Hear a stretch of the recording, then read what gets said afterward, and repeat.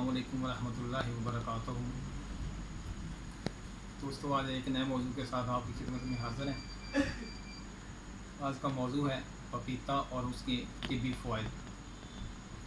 پپیتا جو ہے یہ ایک پھل ہے جو غذا کے طور پر بھی استعمال کیا جاتا ہے اور بہت سی دوائیوں کے اندر بھی اس کا استعمال ہوتا ہے۔ اس کے بہت زیادہ فائدے ہیں جن میں سے چند ایک فائدے آپ کی نظر کرتا ہوں۔ سب سے پہلا فائدہ تو اس کا یہ ہے کہ یہ جلد کے لیے بہت زیادہ مفید ہے، خصوصاً کیل، مہاسے، دانوں کی انفیکشن کے لیے بہت زیادہ مفید ہے۔ جلد کو چمکدار بناتا ہے اور غذا کو ہضم کرنے کے لیے بہترین معاون ہے۔ دوسرے نمبر پہ خواتین کی مخصوص ایام کے اندر جو خواتین کو درد ہوتی ہے اس کے لیے بھی بہت زیادہ مفید ہے۔ تیسرے نمبر پر معدے کی جلن، تیزابیت، بد ہضمی، قبض کے لیے بہت زیادہ مفید پایا گیا ہے۔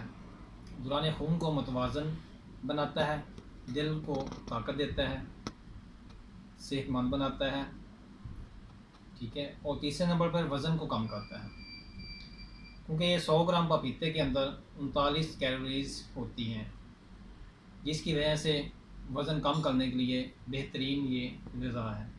اس کے علاوہ وٹامن اے اور وٹامن سی بھی بہت وافر مقدار کے اندر اس میں پایا جاتا ہے۔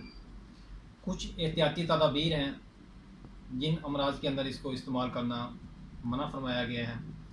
مثلا جو لوگ خون پتلا کرنے کے لیے کوئی دوائی استعمال کرتے ہیں ان کو پپیتا کھانے سے منع کیا گیا ہے۔ شوگر کے مریضوں کو منع کیا گیا ہے، کیونکہ شوگر کے جو مریض ہیں بلڈ شوگر کے، ان کے لیے یہ بہت زیادہ نقصان دہ ہے۔ اس لیے شوگر کے مریضوں کے لیے اور خون پتلا کرنے والی دوائیاں جو لوگ استعمال کرتے ہیں ان کے لیے یہ مفید نہیں ہیں۔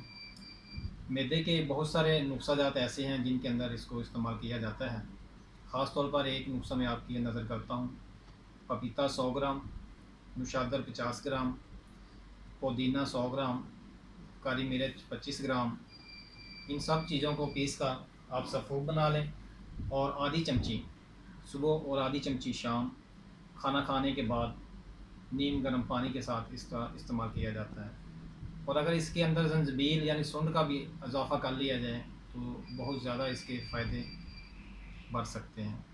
اگر سونڈ کا اس میں استعمال کرنا ہوگا تو سونڈ بھی اس کے اندر 100 گرام شامل کرنا پڑے گی۔ بہت شکریہ، السلام علیکم۔